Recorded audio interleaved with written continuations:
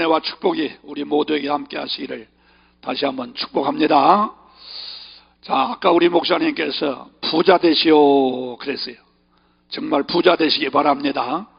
더도 덜도 그만두고 아브라함처럼 복받는 부자 되는 그런 축복이 있기를 축원합니다.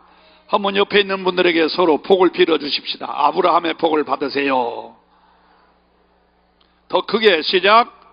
아브라함의 복을 받으세요. 그래요. 자, 아브라함은 어떤 축복을 받았을까? 오늘 본문 속에 보니까 5가지가 나와요. 어떤 축복을 받았느냐? 첫째 보니까 2절에 보니까 내가 너로 큰 민족을 이루고 그랬어요. 이 말은 다른 말로 말하면 자손의 복을 받았다 그런 얘기예요. 자손의 복, 큰 민족을 이루는 자손의 복을 받았다. 여러분도 이런 복이 있기를 바랍니다. 나도 잘 돼야 되지만 우리 자녀손이 잘 되면 얼마나 좋겠어요. 세계 모든 사람들이 다 그렇습니다만 특별히 우리 한국 사람들은 정말 자녀에 대한 기대가 많아요. 또 자녀가 잘 된 걸 아주 축복으로 생각하고 자랑을 많이 하지요. 여러분, 큰 민족 자녀손들이 잘 되시기를 바랍니다. 두 번째로는 내 이름을 창대하게 하리라 그랬어요. 즉 명예의 복을 받았다는 거예요. 이름이 창대해졌다, 이름이 커졌다는 거거든요. 명예의 복을 받았죠. 원래는 아브람, 오늘 본문에는 아브람이라고 나와요. 근데 이 아브람이 나중에는 아브라함으로 바뀌죠. 그럼 아브람이란 말은 집안의 큰아버지다 그런 뜻이에요. 근데 아브라함이란 말은 뭘까요? 열국의 아버지라는 거예요. 집안의 아버지가 아주 열국의 아버지로 아주 명예가 더 높아지는 이런 축복이 있었어요. 우리도 명예가 있어야 돼요. 우리 속담에 그런 말 있지요. 호랑이가 죽으면 가죽을 남기고 사람이 죽으면 이름 남겨라 그랬어요. 좋은 이름 남기고 떠나야 돼요. 언젠가 우리도 떠나게 되는데 정말 비석에다가 먹고 자다 죽었다 이러면 안 되잖아요.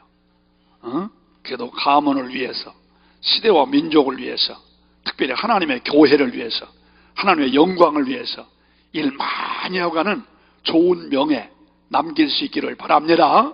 자, 그 다음 세 번째 보니까 너를 축복하는 자는 내가 복을 내리고 너를 저주하는 자는 내가 저주한다 그랬어요. 이 말은 하나님이 절대 보호해 주신다는 거예요. 절대 보호해 주세요. 자, 요즘요 얼마나 세상이 무섭고 두려운지 모르겠어요. 끔찍스러운 사건들이 우리 주변에서 얼마나 많이 일어나고 있어요. 뭐 이것도 어두울 때 골목에서가 아니에요. 백수대낮에. 와, 무서워요. 지금 그러나 하나님이 여러분을 보호하신다면 아무 이상 없어요. 뭐 그런 속담 있죠. 돈 없으면 고백한다. 정신 바짝 차리지 않으면 당한다는 얘기인데 요즘은 눈 없으면 고백하는 게 아니라 눈 있어도 고백해요. 그런 사건들이 얼마나 우리 주변에 많습니까? 그러나 하나님이 우리를 절대 보호하시면 천군 천사를 동원시켜서 우리를 지켜주시고 인도해 주시되 마치 눈동자를 지키시듯 보호하시고 축복해 주실 줄로 믿습니다. 할렐루야. 자, 그 다음 마지막 참 네 번째로는 무슨 복을 받았느냐? 거기는 없습니다만 13장 2절에 보면 아브라함에게 가축과 은과 금이 풍부하였더라 그랬어요. 굉장히 재물의 복을 받았다는 거죠. 아주 큰 부자가 됐다는 거예요. 여러분도 부자 되시기를 축원합니다. 할렐루야. 나는 우리 신자들이 다 예수 잘 믿고 하나님 말씀에 순종하며 살다가 축복받아서 정말 부자만이 됐으면 좋겠어요. 그래서 막 11조도 한 달에 1,000만 원 이상 바치고 또 교회에서 어떤 행사 있을 때에 앞장서서 하고 말이야. 또 국내 선교뿐만 아니라 해외 선교에도 거금을 좀 바치고 말이야. 이렇게 좋은 일 하는 기도원, 여기서 뭐 아주 큰 막 1만 명 모이는 재단을 만든다. 또 많은 성도들이 와서 기도하는 기도구를 만들겠다는 큰 뜻을 가지고 계신 원장님의 그 기도의 제목이 그냥 이루어지도록, 그냥 나도 1,000만 원, 5천만 원, 1억에도 바칠 수 있으면 얼마나 좋겠어요. 이런 역사가 있기를 축원합니다. 할렐루야. 물질의 축복을 받았어요. 자, 그리고 마지막으로 어떤 축복을 받았나? 여기 보니까 내가 땅의 모든 족속이 너로 말미암아 복을 얻을 것이다 그랬어요. 이 말은 축복의 조상이 됐다는 거예요. 너로 말미암아 너의 후손이 복을 받을 것이고, 너로 말미암아 땅의 많은 사람들이 복을 받는다. 축복의 조상이 됐다는 거예요. 여러분, 이런 축복 받으시기를 원하시면 크게 아멘 하세요. 여러분 까닭에 여러분의 자녀손들이 복을 받는 거예요. 여러분 까닭에 여러분이 나가는 회사가 잘 되는 거야. 여러분 까닭에 여러분 주변 사람들이 이익을 보고 도움을 받는 거야. 축복의 조상이 되는 거예요. 자녀를 위해서 기도하면 역사가 일어나고, 또 성도들을 위해서 중복 기도하면 기적이 일어나고 말이에요. 교회에서 저분을 통해서 나는 은혜 받았어, 또 저분을 통해서 축복 받았어, 저분을 통해서 나는 삼수지 맞았어. 축복의 조상이 되는 게 얼마나 멋있습니까? 오늘 이 자리에 참석하신 여러분, 이 아브라함과 같이 이 5가지 한번 따라서 하세요. 주여, 더 크게, 주여, 나에게도 아브라함에게 주신 자손의 복을 주옵소서, 명예의 복을 주옵소서, 보호의 복을 주시옵소서, 재물의 복을 주시옵소서, 축복의 조상이 되게 하옵소서. 원하시면 아멘. 두 손 들고 아멘. 할렐루야. 이런 축복 받아야 돼요. 예수 믿는 사람은요, 반드시 복을 받아야 돼요. 왜 그러냐? 고린도후서 8장 9절에 있는 말씀을 보면 우리 예수님은 원래 부자이셨어요. 믿으시면 아멘. 예수님 부자 아닙니까? 하나님과 같으신 분이고, 천지만물을 주장하신 분이고, 흥하고 패함의 열쇠를 가지신 분이고, 가난한 자에게 복을 주시는 분이시고, 얼마든지 부자로 살 수 있는데, 그런데 너희를 인하여 가난하게 되셨다고 그랬어요. 왜? 죄로 말미암아 가난과 저주 속에 살 수밖에 없는 우리들을 대신하여 그분이 가난의 길을 걸으셨다, 그런 얘기예요. 그러면서 결론이 뭐냐? 결론이 중요해요. 예수님은 원래 부유하신데 너희를 인하여 가난하게 되셨는데, 그러므로 너희들은 주님의 은혜로 말미암아 부유하게 되기를 원한다고 그랬어요. 내가 너희들의 가난을 짊어졌으니까, 너희들의 저주를 내가 짊어졌으니까, 너희는 내 안에서, 예수 안에서 부유하게 살라는 거예요. 요한복음 10장 9절 10절에 있는 말씀을 보면은 예수님은 하나의 문이시라고 그랬어요. 내가 문이다. 그래서 누구든지 나로 말미암아 들어가며 나가며 구원을 얻고, 영적인 복이에요. 그 다음에는 꼴을 얻는다고 그랬어요. 그 다음 10절이 중요해요. 도적이 오는 것은 죽이고 멸망시키는 것이지만 인자, 예수님이 오신 이유는 우리에게 생명을 주시고, 영적인 복이죠. 생명을 주시고, 그 다음에 풍성함을 주려 함이라 라고 말씀하셨어요. 그렇기 때문에 우리 예수님은 우리의 영적인 문제만 해결하시는 것이 아니고, 육신의 질병 문제도 해결하시고, 경제적인 문제도 해결해 주시고, 내 삶도 풍요롭게 해주시는, 넉넉하게 해주시는, 부유하게 해주시는, 부자가 되게 하시는 우리 예수님이신 거 믿으시면 아멘 하세요. 그런 예수님을 믿는다면 우리는 주님이 원하는 대로 다 부자가 되셔야 돼요. 그래서 오늘은 우리는 이 아브라함처럼 이런 축복을 받아야 되겠어요. 다시 한번 따라서 하세요. 주여, 나에게도 아브라함에게 주신 자손의 복, 명예의 복, 보호의 복, 물질의 축복, 축복의 조상이 되는 복 주시옵소서. 받으시기를 원하시면 크게 아멘. 두 손 들고 아멘. 할렐루야. 손든 사람들 다 이런 축복 받으시기를 주의 이름으로 복을 빌어 드립니다. 그러면 자, 아브라함은 어떻게 해서 이런 축복을 받았을까? 그 이유를 알아야 돼요. 그 이유가 한 6가지를 말해야 되는데 시간이 없으니까 오늘 3가지만 딱 말하려고 그래요. 첫째, 아브라함이 이런 축복을 받은 이유는 제단 쌓는 일을 잘했다는 거예요. 제단 쌓는 일. 우리로 말하면 뭘까요? 예배를 잘 드렸다, 그런 얘기예요. 아멘. 여러분, 예배 얼마나 중요한지 몰라요. 예배에 3가지 큰 의미가 있어요. 첫째는 뭐냐?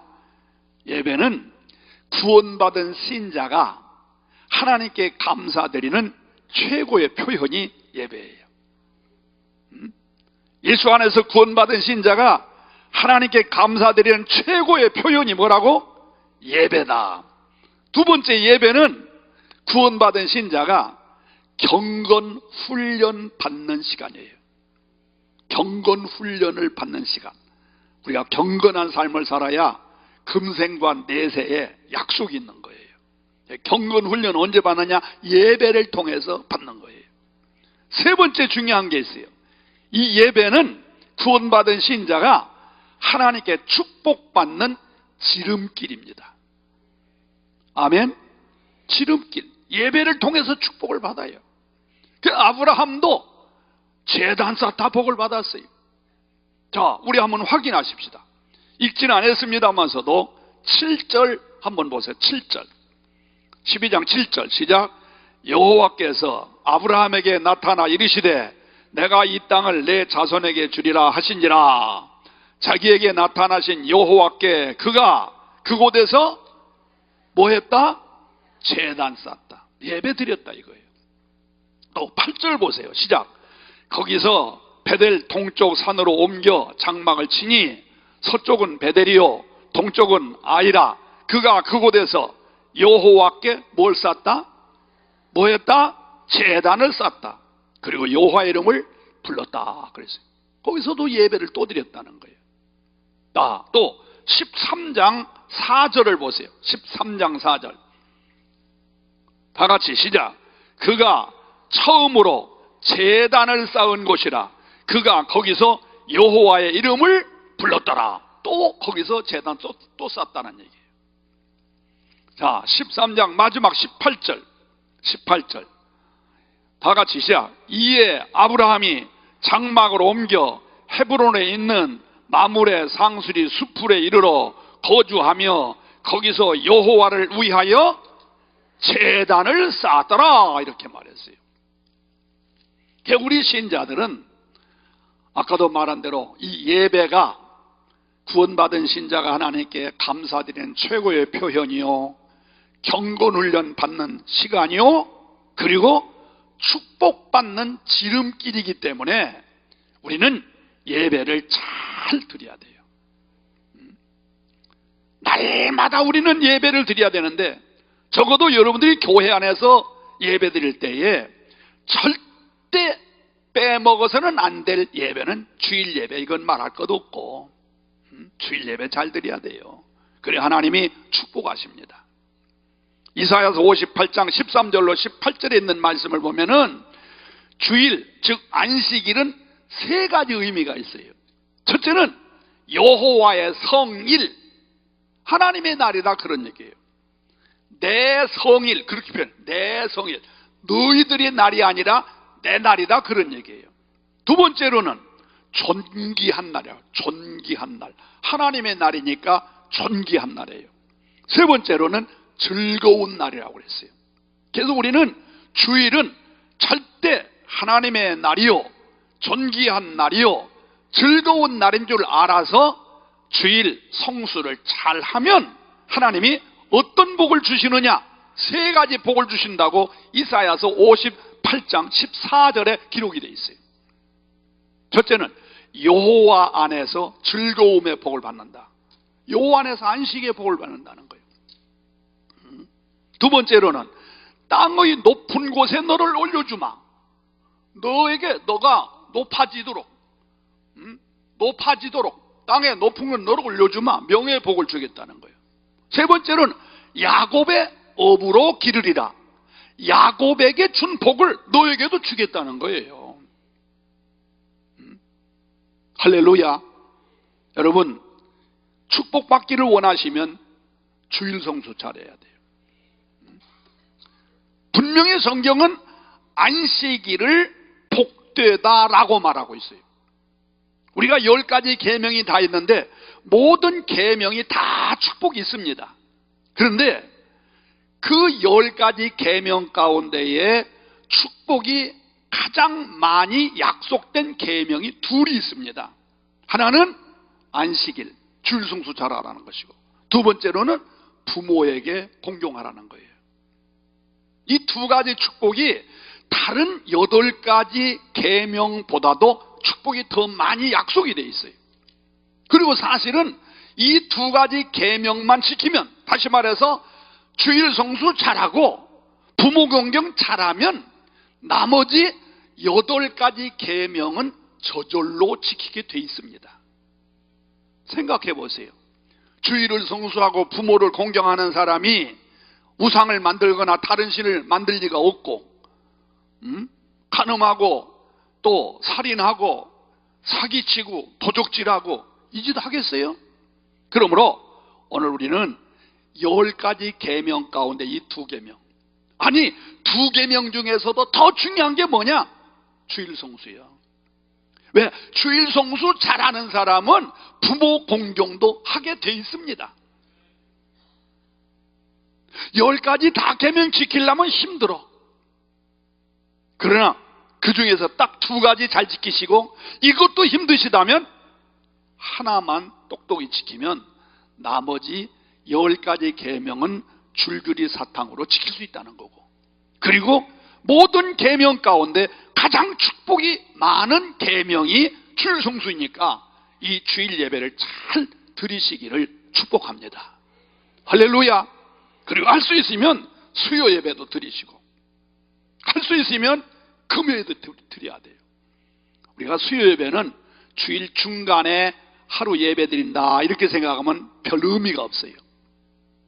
수요 예배는 예수님의 고난의 과정을 보면 가룟 유다가 예수님을 팔아먹은 날이 수요일입니다. 가룟 유다가 예수님을 팔아먹은 그 날이 수요일이야. 그리고 금요일은 예수님이 십자가상에서 마지막 고통당하시다 운명한 날이 금요일입니다. 그렇기 때문에 참 옛날 우리 선배 목사님들이 요거 참 잘 만들었어요. 가룟 유다가 누굽니까? 가룟 유다 예수님의 제자야. 신임 받던 사람이야.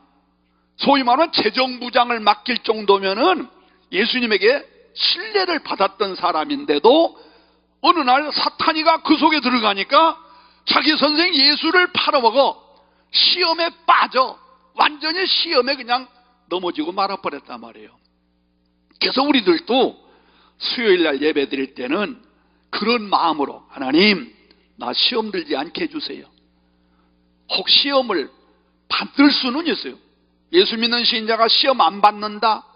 그건 불가능한 얘기예요. 반드시 시험은 받게 돼 있어요. 그리고 예수님께서도 너희가 기도할 때에 시험을 받지 않게 해달라고 기도하라고 말하지 않으셨어요. 안 받을 수가 없으니까. 그러나 시험에 어떻게 하라? 들지 말게 해달라. 받기는 받아도 들지는 말아야 돼. 근데 가룟 유다는 돈 몇 푼이 그리워서 시험을 받고 들어가 버린 거예요. 그날이 수요일이라고. 그래서 우리가 수요일날 예배드리는 이때는 그런 의미를 가지고, 하나님 나 시험은 받아도 들지는 않게 하여 주옵소서. 그래서 중간에 주중 중간에 교회 가서 말씀 듣고 기도하고 찬양하고 또 성도와 교제를 통해서 영적인 다시 무장을 하고 나가는 거지. 그리고 금요일 날은 말할 것 없이 예수님이 고난당하신 그날, 십자가에 죽으신 날이니까 특별히 그날 기약해서 금요 성회에 참석하면 얼마나 좋겠어요. 하여간 저와 여러분들은 예배를 통하여 하나님의 축복을 받는다는 거. 다시 한번 따라서 해보십시다. 예배를 통하여 하나님의 축복을 받읍시다. 예배를 잘 드려야 돼. 제단 쌓는 일을 잘해야 돼. 할 수 있으면 가정에서 가정제단 쌓으시고. 요즘은요 진짜 1초 후 1시간 후에 무슨 일을 당할는지 얼마나 우리 주변이 불안한지 몰라요. 아까도 목사님도 얘기합니다마서도 특히 우리의 자녀들, 이 청소년들, 여러분들이 몰라서 그렇지. 내가 지금 통계는 가지고 있지 않는데 꽤 오래 전에 통계를 보니까요, 용서하시오, 여러분 자녀를 의심하라는 거냐요. 고등학생들 가운데에 실제적으로 남녀 성적 경험 있는 사람들이 28%입니다. 100명 중에 28명이 고등학생들이, 아마 지금은 내가 오래전 통계니까 지금은 더 할 거예요. 아마 더 할 거예요. 얼마나 심각해요. 우리 자녀들이 어떤 상황으로 넘어갈는지 아무도 예측할 수 없어요. 그런데 이런 일들을 우리가 막아주고, 그래도 그 아이들에게 이래서는 안 된다고 깨우침을 주고 스스로 결단하고 이길 수 있는 그런 기회를 언제 만들 수 있느냐? 가정재단을 통해서 가능한 거예요. 가정재단을 통해서 매일같이 어느 시간이 좋아, 그 아이의 시간을 맞추기 위해서 학교 가기 전에든지 아니면 학교 돌아와서 어느 시간이든지 좋아요. 늘 가정 안에서 가정 예배를 쌓으면 그 자녀들이 주 안에서 잘 됩니다. 저는 목사입니다. 여러분, 목사님 용서하세요. 목사님 자제락에서 다 신앙생활 잘하고 다 경건하게 삽니까? 저는 부흥회를 많이 다녀보니까 진짜 엉터리들 많더라고요. 그러나 저는 참 감사해요. 정말 이것만은 감사해요. 나는 아들둘 딸 하나인데 이 자녀들이 어렸을 때부터 가정 예배를 꼬박꼬박 드렸더니 정말 경건하게 살아요. 나도 깜짝 놀랄 정도로 너무너무 이 자녀들이 경건하게 살아요. 죄 두려운 줄 알고 신앙생활은 말할 거 없고 주일 성수 잘하고 11조 생활 잘하고 경건한 삶을 살고 하나님의 축복도 무지무지하게 받더라고요. 여러분, 하여간 예배는, 다시 말씀드립니다, 예배는 축복받는 지름길이라고 하는 사실을 기억하시고 예배 잘 드리시되, 다시 말씀드립니다, 주일 성수 목숨 걸고 하셔야 돼요. 그리고 할 수 있으면 수요 예배, 금요 예배, 더 할 수 있으면 새벽 예배, 더 할 수 있으면 가정제단. 그러니까 예배는 구원받은 신자가 하나님께 감사드리는 표현인과 동시에 경건 훈련 받는 시간이고, 이 예배를 통해서 하나님께로부터 축복받는 지름길이 열려진다는 사실을 기억하시고 예배 잘 드리시기를 예수 이름으로 축복합니다. 할렐루야. 자, 그 다음 두 번째로 아브라함은 어떻게 해서 축복을 받았느냐? 믿음이 좋았어요. 믿음이. 거기 15장, 창세기 15장 6절에 보면 아브라함이 여호와를 믿으니 여호와께서 이를 그의 의로 여기셨다, 이렇게 말했어요. 아브라함은 믿음이 좋았어요. 그러면 아브라함은 어떤 믿음이 좋았을까? 자, 아브라함의 믿음을 좀 더 구체적으로 알려면 로마서 4장을 펴시기 바라요. 로마서 4장. 자, 펴보세요. 로마서 4장. 아브라함은 어떤 믿음이 있었는가? 자, 로마서 4장 18절을 함께 읽으시겠어요? 로마서 4장 18절 시작. 아브라함이 바랄 수 없는 중에 바라고 믿었으니, 바로 그 믿음이에요. 이 믿음을 일명 창조적 믿음이라고 그래요. 무슨 믿음? 창조적 믿음. 바랄 수 없는 중에 바랐다, 이런 얘기예요. 인간의 이성으로, 인간의 상식으로는 도저히 불가능한 일이라도 하나님은 하실 수 있다고 믿었다, 그런 얘기예요. 그게 바로 창조적 믿음, 또 다른 말로 말하면 긍정적 믿음이라고 그래요. 우리 믿는 사람은 이런 믿음이 있어야 됩니다. 아멘 하십시다. 사실 여러분, 성경에 기록된 많은 말씀들을 보면요, 인간의 이성으로나 인간의 상식으로는 도저히 믿을 수 없는 사건들이 성경에 수두룩합니다. 자, 단적으로 몇 가지만 소개한다면, 예수님이 동정녀 마리아에게서 태어나셨다, 말도 안 되는 얘기죠. 예수님이 물 위에 걸으셨다, 이건 말도 안 되는 얘기죠.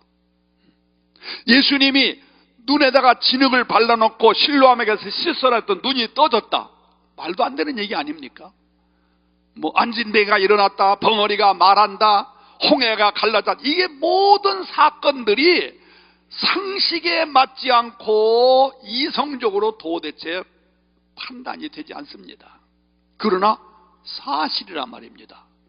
바로 우리의 믿음이 그런 믿음이어야 돼요.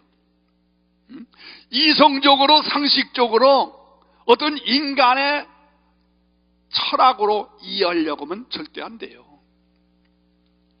우리는 신념이 아니라 신앙을 가져야 돼요.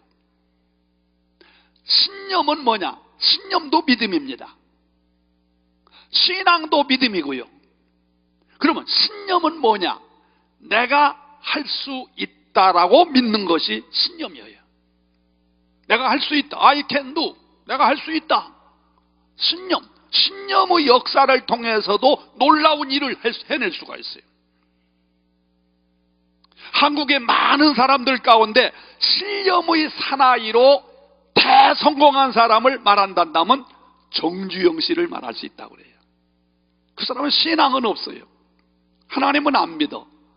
근데 신념이 있어요. 놀라운 일들을 만들어냈어요. 성공한 사람들, 신념의 사나이가 많습니다. 신앙은 안 가졌는데.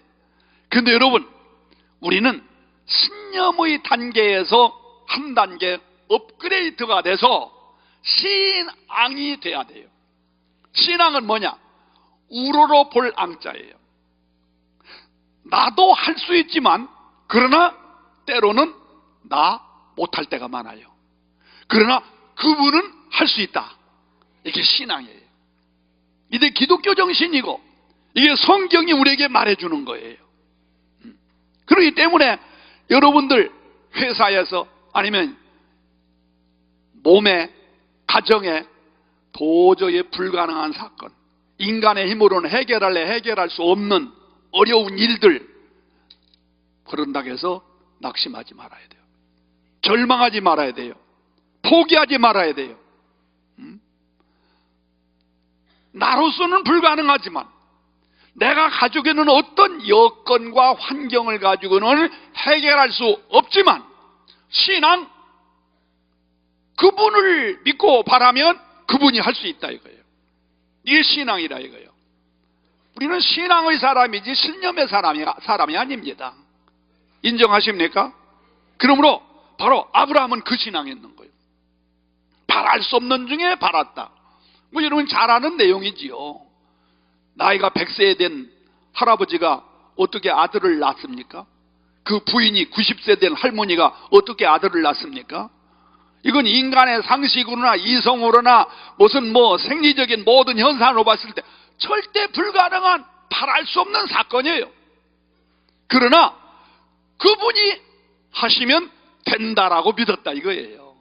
그랬더니 아들 이삭을 주셨다는 것이죠. 사랑하는 성도 여러분, 여러분들에게도 이런 신앙의 사람이 되시기를 바랍니다. 따라서 하세요. 창조적 믿음, 긍정적 믿음. 우리 믿는 사람은 어떤 상황에서도 낙심, 좌절, 절망, 포기, 죽을 생각 절대로 하면 안 돼요. 나의 끝장은 하나님의 시작이라고 믿으셔야 돼요. 나는 불가능하지만 저분이 함께 하시면 모든 게 가능하다고 믿으시고 나가시면 반드시 역사는 일어나게 돼 있어요. 이런 신앙의 사람이 돼야 돼요. 하나님이 어떤 분이세요? 창세기 1장 1절에 보면 하나님은 천지 만물을 창조하셨다. 무에서 유를 만드셨다는 거예요. 없는 데서 있게 하신 하나님이라는 거예요.